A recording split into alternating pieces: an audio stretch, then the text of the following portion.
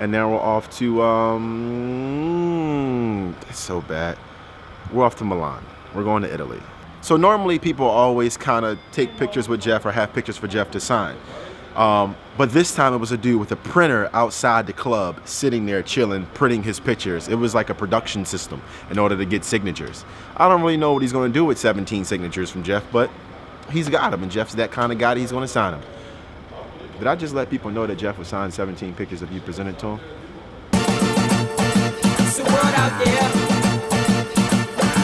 We on a world tour, we traveling 4 doors. Flights of 4 fours, to a country conversation over a 4 course. This is final destination, welcome aboard. And this edition, the mission is no different than it's been in the past. We play the music, make the music, take them with us and let them know they can do it. You hear that? It's a world out there, that's why we share that. It's a world out there. I'm DJ Jazzy Jeff, and this is Vinyl Destination.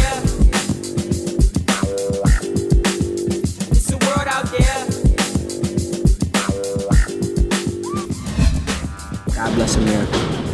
On the way to baggage claim, I saw, a young brother stopped me and he wanted to know if we were musicians. So I told him we were musicians, and he kind of knew already. I guess he may have saw the logo on Steve's bag, but he saw that it said Jeff's name. So he said, DJ Jazzy Jeff. I was like, yeah.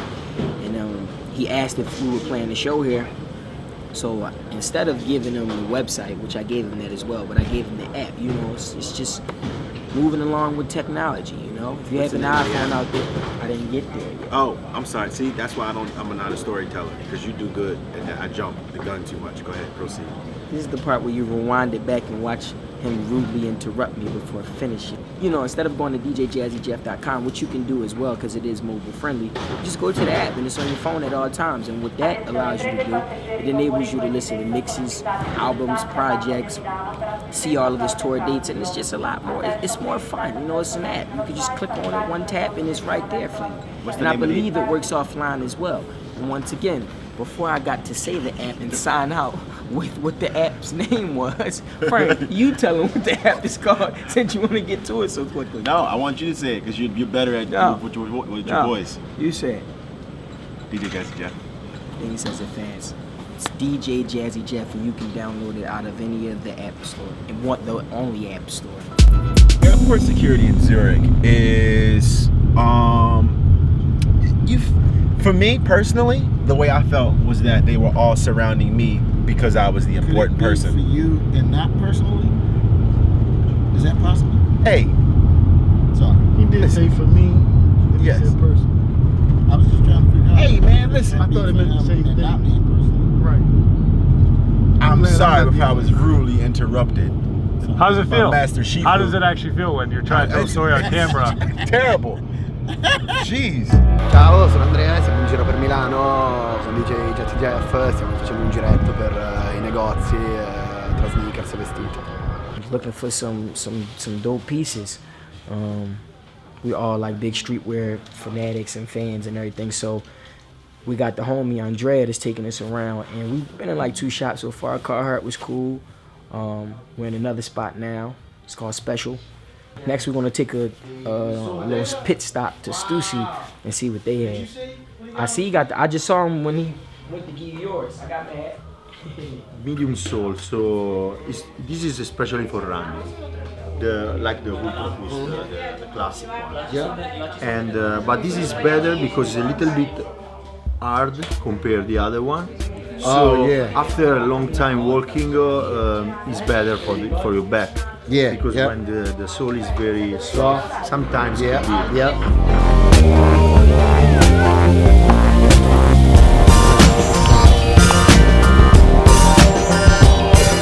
Snow.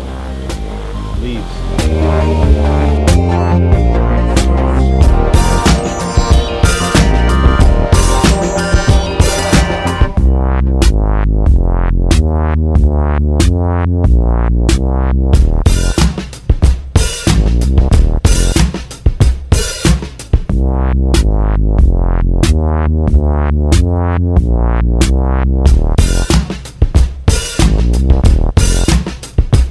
Sneaker store situation in Milan might have been the biggest come up I've ever had. Yeah. It was I kind of asked for something, and the guy went in the back and came out with some surprises for me. Yeah. So I came up in Milan on the sneaker store. I might have to shut my whole sneaker experience down for the rest of the tour. Milan is beautiful, especially at sunset. The square, the architecture. Day off in Milan is definitely a plus.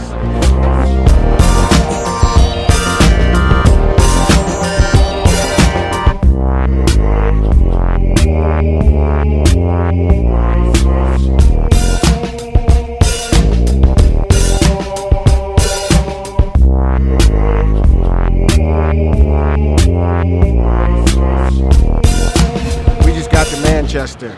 I like Manchester because we stay in an apartment with a kitchen, and I get to go to the grocery store and buy groceries, and I get to cook my own food. It's kind of like I'm home. I usually make some salmon with some grilled asparagus and a spot of English breakfast tea and a couple J2Os. When I first came to Manchester, like a long time ago, Sankey's was the only place I would play. I had some great nights at Sankey's. So this is the first time I'm playing Sankey's in maybe like six years, so I'm excited. Sankey's is like an old school basement house party.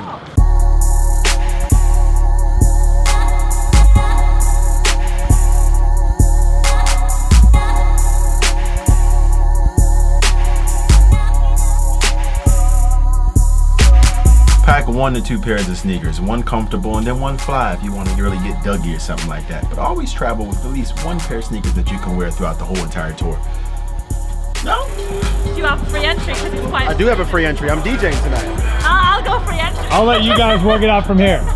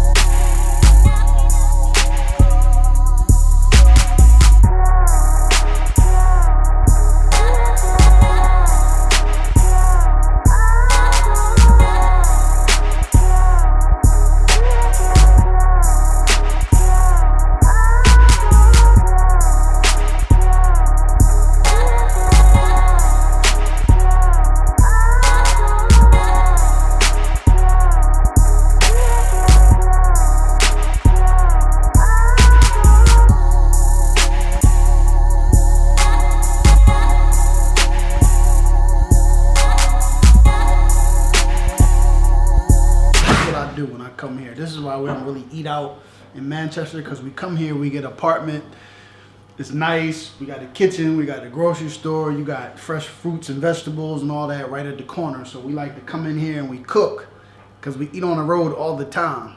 So we cook. So one of my things is I cook the butter chicken. You know what I mean? Dane, Fern like it. I fix the butter chicken. I bit Jeff's asparagus, little grilled asparagus recipe. This is what we do, man. Butter chicken, basmati rice, grilled asparagus. Listen, man, this is a ritual, a Manchester ritual. And I asked him this time, I said, can we please have healthy sized plates? If you know what that means. Because usually, he likes to give hell. His portion control was really good. I didn't want him to do that this time.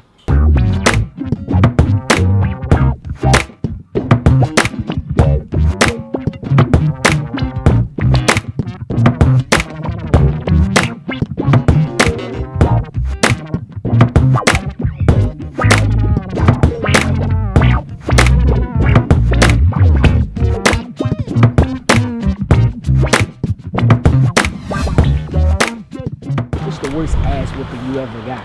Don't ask me that kind of She thing, used- man. what type You of gonna have me instru- black what out type right of now. instrument You gonna have me she pass out right now. She used the extension cord. Man, listen. I got it just as good as anybody else. I got it good. You know what's crazy? My mom never used nothing tricky though. It was always a belt.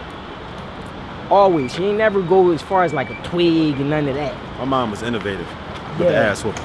She's the Steve Jobs of ass whooping. She'd make you a pickle peach juice. Like she get down Pickle like peach that. juice.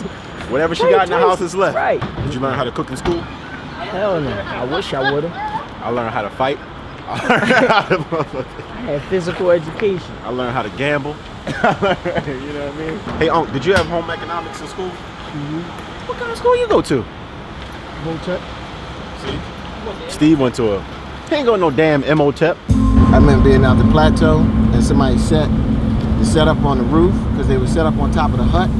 Somebody pulled up in a mobile home and pulled underneath of the hut, and they commenced to pulling out 974 speakers all across the mobile home and had it set up in the inside and blew the out of the dude on the roof.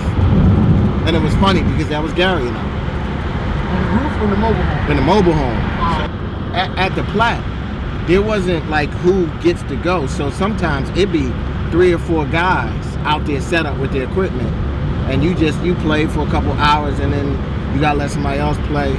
But like, you know, it was back in the day, sound systems ruled. And then you out there 5 speakers, you know, with a power amp thinking that you're doing something until a dude brought a sound system out. And I'll never forget that. I was just like, yo, like how in the world do you have speakers that big?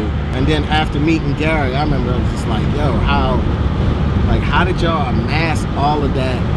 Like Gary was, that's how Cosmic Kev and Perry P got big. Because Kev and Gary are cousins. So Gary basically ran the sound for Kev and Perry. So you just, you know, like shit, it can't beat them. They got Nell in South Philly had his sound. Sex Machine in North Philly had a mean sound system. And used to DJ the party with 4 cassette decks. It's crazy. Used to kill it though. 4 cassette decks. Captain Boogie always had the sound. Had a big sound, so he still do. Disco Rack that was the first dude I've ever seen on a Philadelphia inner city street put up a scaffold. That's how many speakers he had. Larchwood Pine, Spruce, Locust, Walnut, Chestnut, Market Street, right?